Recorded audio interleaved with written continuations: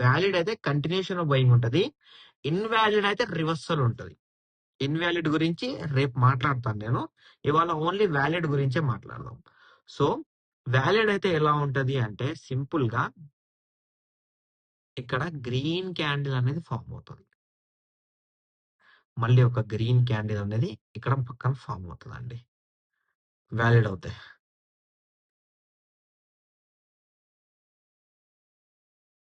ఇంకోటి మళ్ళీ ఇలా వచ్చింది అనుకోండి, క్యాండిల్ ఇంత కిందికి వచ్చి ఇంత పైకి వెళ్ళిపోయింది అనుకోండి, అది ఎఫ్ఈజీ కింద వచ్చేస్తుంది.